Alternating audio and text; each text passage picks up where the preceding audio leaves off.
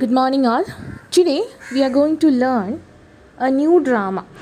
Okay, the name of it is All My Sons by Arthur Miller.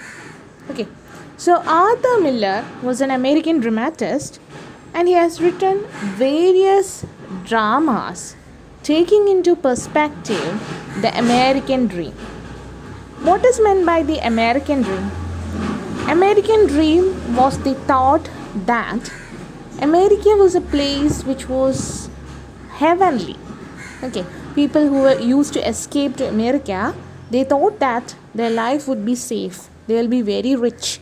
Still, you have many people in our society who are going abroad seeking their fruit of labor, right? So here also you can see that Arthur Miller has written a play which is called All My Sons. The play was first published during 1947. It is divided into three acts. Three major acts are there. The story takes place after the World War II, and this incident becomes the recourse of the story. Now you can see here the World War II, after the World War II, the turmoils and all, these caused the dramatist to write this particular play. It is a household drama in the style of the ancient Greek tragedies. It was written in the form of ancient Greek tragedies. The play has small cast, but all seems realistic in nature. So you can see here that the play had small characters, but all of them were very much realistic. Okay, they did not have any kind of artificiality, everybody was real. It portrayed the contemporary situations and conflicts. The story is about family, trust, lies, and guilt. So you can see here it is a contemporary drama. It is very much closer to reality. So here much of the family emotions like trust, lies, guilt, etc. comes forward in this particular play. It is based around two families. Two families are there. The first one is the Kellers. Okay, so you have two different families. The first one is the Kellers, which consists of Father Joe. The father's name is Joe. Mother's name is Kate. And their two sons, Chris and Larry. So, in the Keller family, you can see there are two kids, Chris and Larry, and the mother's name is Kate and the father's name is Joe. Now, there is another family, and the name of them is the Devers. And the Devers consist of the father, who is called as Steve, and a daughter and a son. So, the mother figure is not there in the Dever family. The two families are business partners as they produce aircrafts for the US Army. So these families, they were both included in making the aircrafts for the US Army. Both were convicted of selling faulty aircraft parts which causes the death of 21 pilots. So both of these partners, the Devers as well as the Kellers, both of them, they were convicted or they were found guilty to have made faulty aircraft parts which caused the death of 21 pilots. Now the Keller puts blame on his business partner. As a consequence of it, Steve gets imprisoned. Now Keller says that Steve was the person who made all these faulty aircraft and therefore Steve gets imprisonment. Ultimately, the protagonist finds himself entangled in a miserable situation and commits suicide. The protagonist of the play, that is the Keller, he finds himself in a very miserable situation and ultimately he suicide. That is the plot of the play. Here Miller criticizes the idea of an American dream. So American dream is a kind of fantasy world that is propelled by the normal class people. They feel that when they gain a lot of money, their life will be successful, their life will be very happy. Okay, so these are the main themes, and that's why we have the prominent figures, or you have the aircrafts figures on the trees. Okay, so that you won't forget it. Now, when you tell about Arthur Miller, he was born in 1915 and passed away in 2005. He was an American playwright, essayist, and his father was financially ruined in the Great Economic Depression. Great Economic Depression happened when there was a kind of recession, and so many people lost their jobs and they did not have any means of living. This incident affected Miller tremendously. This knowledge of economy remained the central theme of his plays. Most of his plays, they were based on the central theme of economy. How to gain a financial status, or what are the limitations of a financial status, or whatever it is. During his youth, he worked in various fields, and that experience made him aware of about the situation of lower middle class people.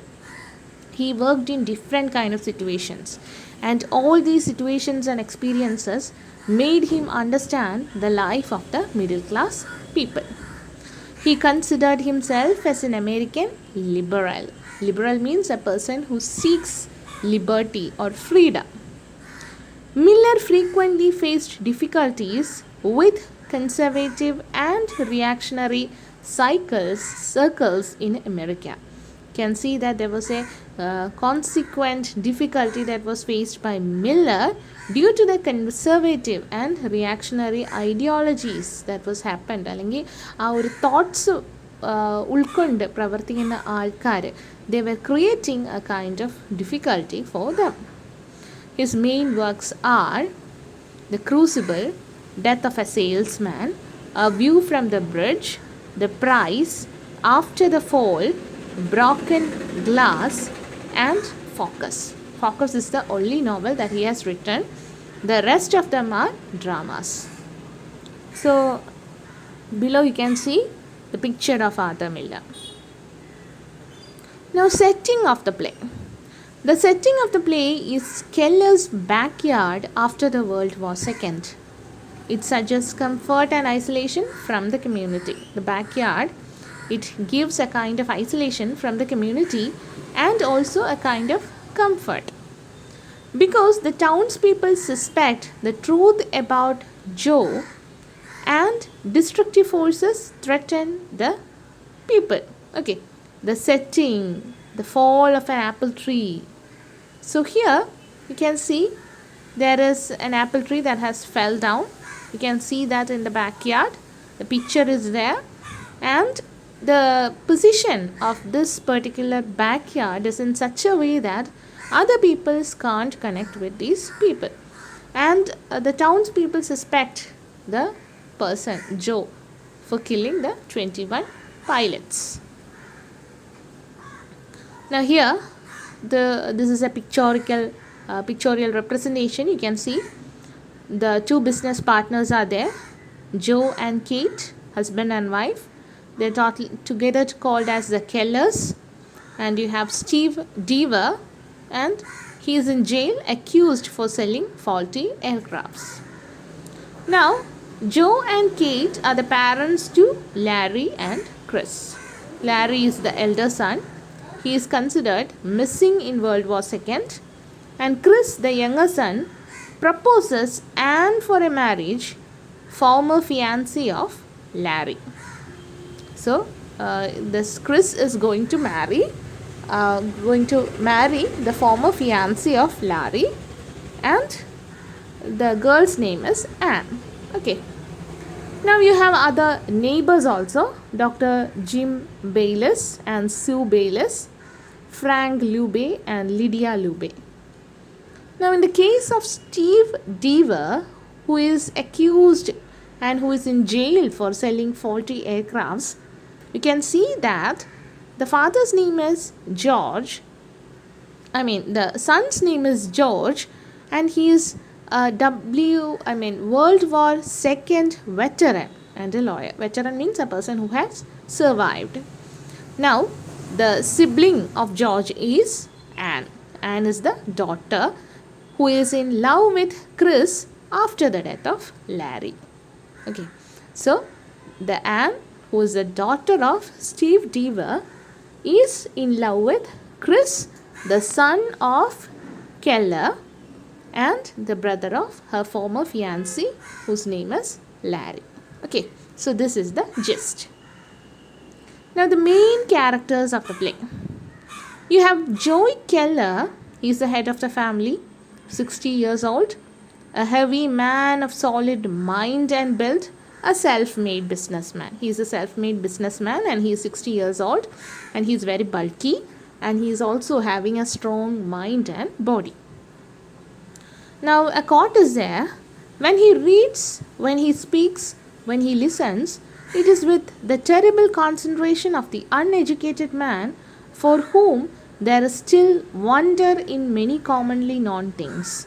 A man whose judgments must be dredged out of experience and a peasant like common sense. Okay, so here he is represented as a person who is always curious about whatever things are happening around. Even though he knows something about the things, yet he is very curious to hear and understand what the other person is going to say. Now, Joe seems very genial and a well-natured man.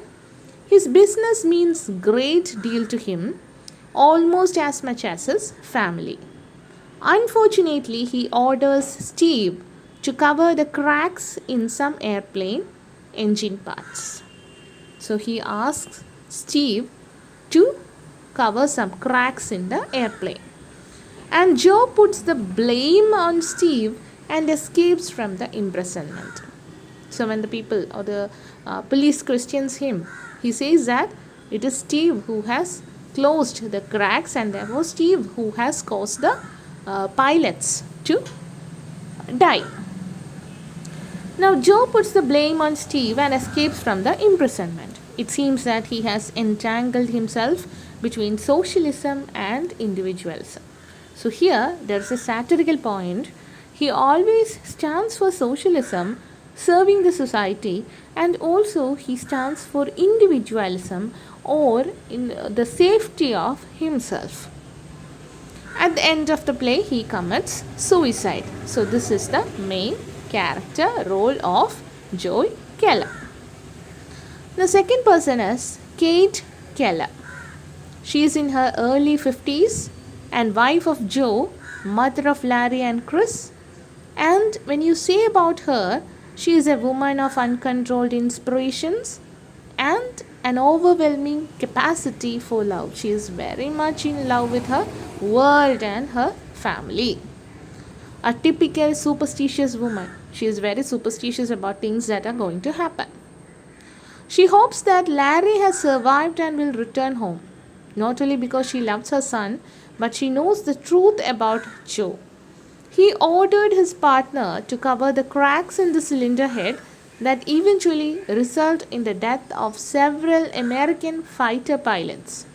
Although Larry never flew a P-40 fighter, Kate is a sympathetic character, but the truth of her husband's guilt tortures her.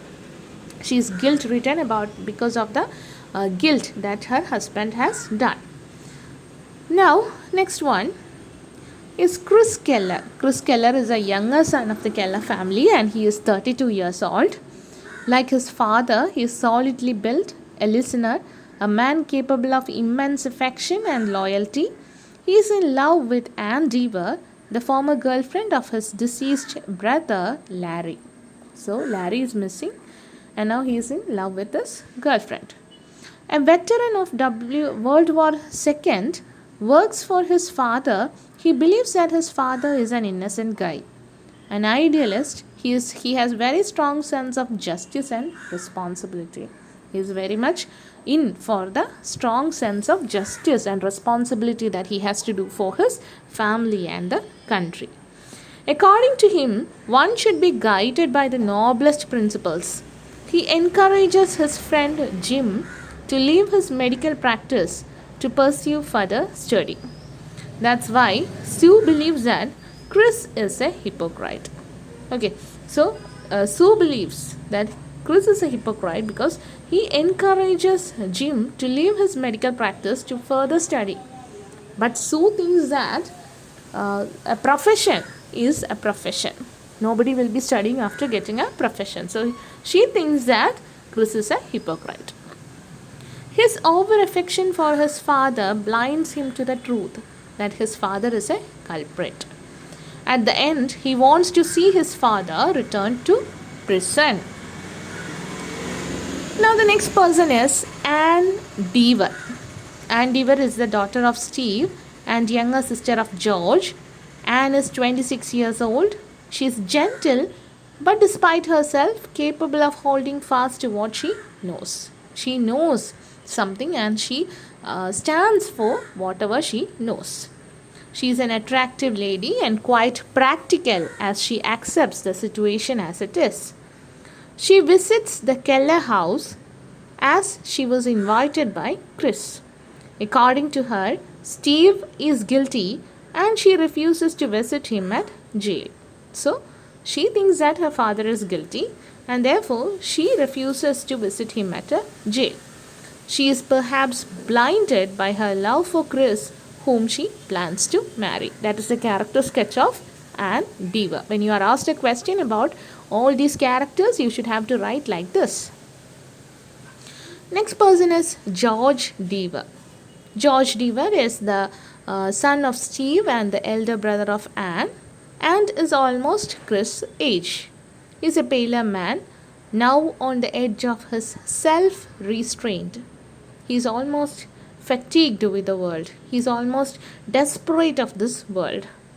He is a lawyer by profession and a threat to Joe, who fears that he might reopen the case. He fears that this lawyer, son of Steve, will reopen the case and find that Joe is the exact culprit.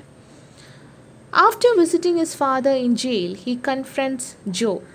George knows that Joe has destroyed his family.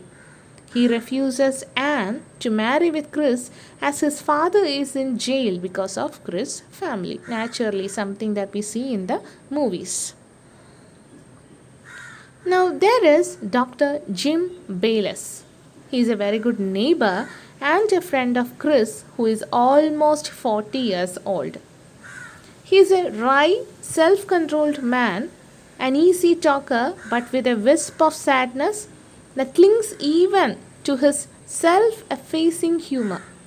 He wants to study further and Jim always talks with a scientific temperament, and that is why Chris asked him to drop the medical profession and go for further study. Next one is Sue Bayless. Sue Bayless is the wife of Jim and she is 40 years old. She dislikes Chris. She used to do work as a nurse and she is more materialistic. Some people study just for fascination, but some people study for getting work. So here, according to Sue, she was very materialistic and she hated Jim going for further study. She knows that Joy is guilty and considers Chris a hypocrite. As a friend, Chris suggests Jim to go for further study. Because of this, Sue feels hatred towards Chris. She deems Chris as a phony. As a phony means a person who is always stalking, like following and telling him what to do. Next one is Frank Lubin. He is also the neighbor of Keller family and he is 32 years old but balding. His hair is falling and he is a pleasant, opinionated man. He has his own opinions, uncertain of himself, with a tendency towards peevishness when crossed, but always waiting it pleasant and neighborly. He is shy at some instances, but he is always pleasant and willing to talk. He's a genuine superstitious guy. He works on Larry's horoscope, which makes Kate believe stronger. He's the person who makes Kate a superstitious woman. He makes fun of Jim. Jim is made fun of.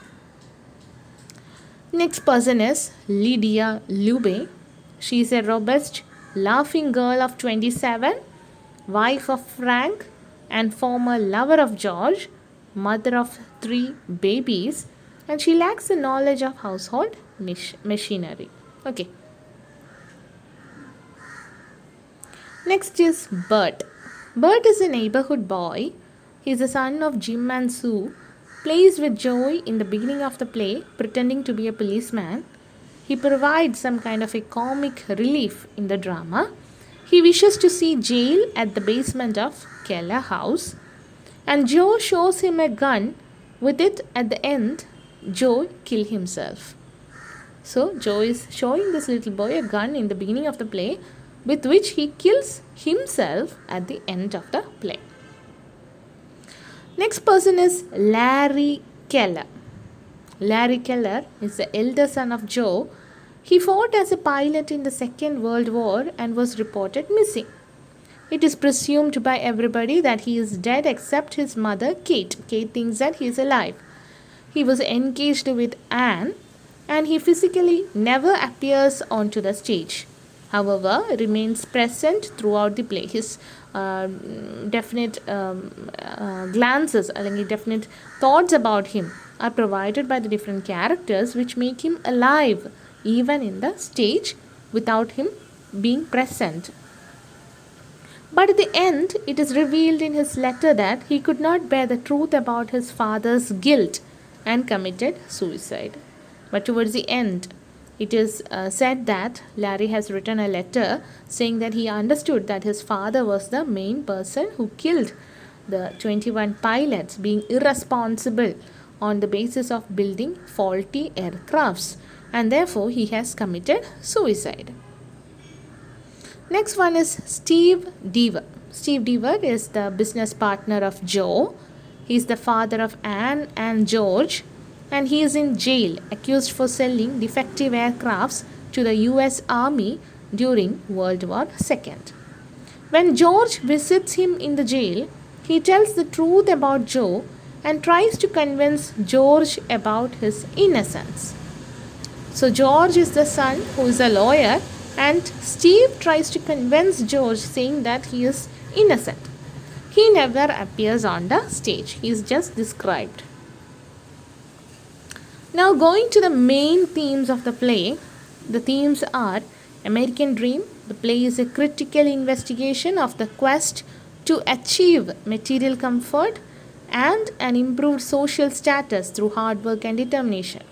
So American Dream is a process in which the people tried or strived to achieve material comfort and an improved social status through hard work and determination.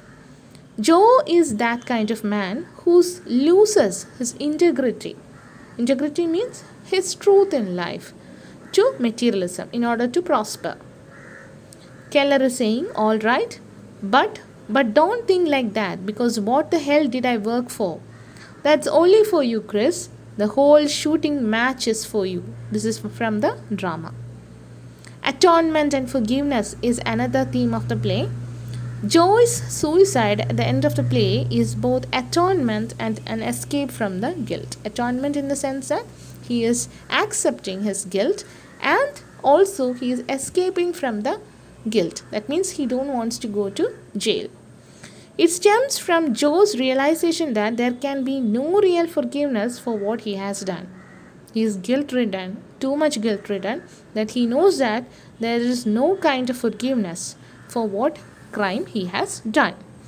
The alternative is confession and imprisonment, and death offers him an alternative by suicide. Forgiveness must come from Kate, that is his wife, and Chris, his son. It is a devastating irony that Joe's initial attempt to do good for family leads to the destruction of his family. Okay, initially he is shown as a very good father figure, but towards the end he is shown as a very cruel man. Keller, desperately lost, says, "For you, Kate, for both of you, that's all I ever lived for." Chris, almost crying, "Mother, I didn't mean to." Mother, "Don't, dear, don't take it on yourself. Forget now and live." Now, next theme of the play is the choices and consequences. The play follows the characteristics of a tragedy. Tragedy in the sense that towards the end, most of the characters or the important characters are dead. Joe himself makes the wrong choices. As a consequence of it, he suffers from the moral dilemma. Moral dilemma in the sense, moral kind of guiltiness. Okay. Ultimately, he is accountable for his own demise. He is the person who made his own graveyard. Okay. Now the next one is death. In the beginning of the play, Kate refuses to accept the news related to Larry's death, which helps her to avoid the consequences of Joe's deeds. So Joe is doing something or the other at the other room, and here Kate is dismissing the news of her son's death because she knows that it will destroy her family. So she knows some truths about Joe's deeds, but she is always giving a blind eye. Okay. So mother is telling to Chris, altogether to Chris, but not facing them, "Your brother is alive, darling, because if he is dead, your father killed him. Your father is the person who killed Larry. Do you understand me now? As long as you live, that boy is alive. You are living, and therefore you can tell about him and his memories. God does not let a son be killed by his father." Now you see, don't you? Now you see, beyond control, she hurries up and into the house. So here she is telling that a father cannot kill the son, but here the son was killed by the father. Now the next theme is duty and responsibility. The Keller family seems well stable. It is because of Joe, who has worked hard for his family. Meanwhile, he loses the value of human life, and essentially he forgets the real duty which he has been doing. In order to assume or in order to make wealth, he is always taking the wrong path. So he just forgets that he is on earth due to a supreme being. Okay, he feels that he is above the God himself. Next one is ethics.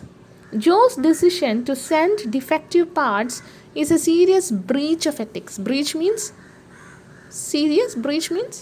guilt of ethics or morality. Miller clearly questions the implication of a value system that puts material success above moral responsibility to others. Miller is saying that moral responsibility is the supreme responsibility, and a person should always be morally obliged or morally willing to support others. But here, the protagonist himself turns a devil. Now, the next one is guilt and innocence. As the play moves, Joe feels guilty for his deeds. He knows that Steve is an innocent man. The situation is that, worst, he cannot do anything for the betterment of soldiers. However, he tries to console with the diva's son. Okay, so he says that he was the person who had committed such a crime, and that he says it to the lawyer who is the diva's son. Now, punishment. From the play's beginning, Joe enjoys his roles as both husband and father. When truth comes out, Joe has to face not only a return to prison, but also the alienation of his remaining son and the destruction of his family. He fears that his son will not like him, or his loving son will hate him. Okay. Now, death offers the only way of escape from that pain. He finds his solace in death. Now, the next theme that is found is revenge. George comes to the Keller's house seeking revenge and retribution because it was the Keller who made his father land in jail. So he needs some kind of a retribution or a guilty feeling or a feeling of guilt from the other person. He is a major catalyst. He is the person who makes or he is the person who reopens the case and finds that his father was not guilty and intensifies the emotional tension in the play. He is the person who increases the tension in the play. Everybody are thrilled whether the person that is Keller will be caught or not. Kate inadvertently confirms the probable truth of his father's accusation. Joe is then forced to reveal his deceitful actions. Joe is, towards the end, he is forced to say that he was the person who made the faulty aircrafts for materialistic prospects. Now you can go to the symbolism in the play. What is symbolism? The word symbol derives from the Greek symbolon, meaning token, watchword, which means from I throw, put, etc. The meaning something which stands for something else. A symbol is a mark, sign, or word that indicates, signifies, or is understood as representing an idea, object, or relationship. It is a word that indicates or signifies or is understood as representing an idea, object, or relationship. Symbols allow people to go beyond what is known or seen by creating linkages between otherwise different concepts. That means saying as white as snow, snow and whiteness is compared.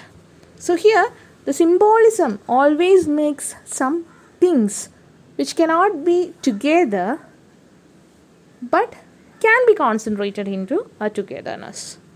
A single symbol can carry multiple distinct meanings such that it provides multiple types of symbolic values. Okay.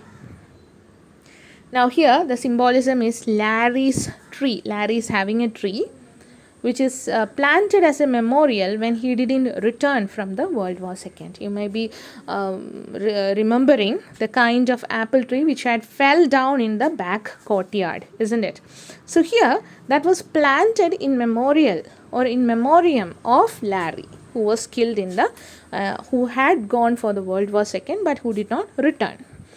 It is a symbol of complex attachment. Kate is relieved when lightning strikes it down. Kate, towards the beginning, Kate feels that Larry is alive and therefore she always waters this particular tree. But towards the end, this tree falls down. The tree is falling down because a lightning struck on the tree. And when the tree falls down, Kate is quite happy. Chris chops the remaining trunk down because now he wants to marry with Anne, Larry's former fiancée. So Chris is chopping down this particular tree. It is a symbol of him making himself aware that there is no physical presence of Larry in their life. He wants to marry Larry's fiancée, Anne. Next symbol is the jail. It symbolizes the restrictions in life. Your feeling gets locked or narrowed. Steve is in jail. Now he cannot think of his family anymore. At the other side, Joe tells Bert about a basement jail, so he tries to hide something from his family.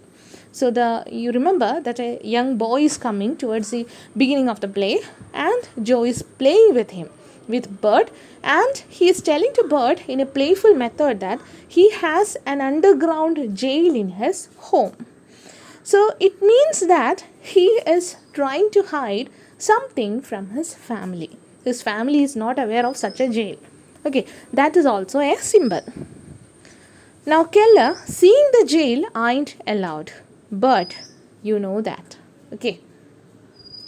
Now, concluding, in a nutshell, we can say that Miller has tried to show the reality of human life, which we find in most of the modern plays.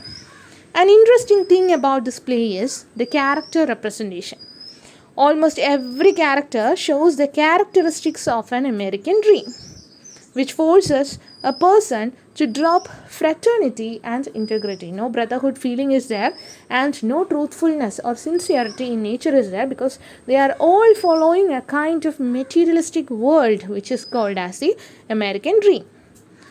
When we look back into the life of Miller, we get introduced about his connection with Marxism. Moreover, he criticizes the capitalist society. Altogether, All My Sons demands of the reader an awareness of the diverseness of human motivation, an understanding of the way in which a man's best qualities may be involved in his worst actions and cheapest ideas. He shows how the materialistic world is demoralizing each and every individual in this world, and how such basest and meaningless ideas are making the supreme nature of the man even worse. So, with this, we end the class. Thank you, and please be aware about the characters and please don't confuse it. Thank you. Thanks a lot.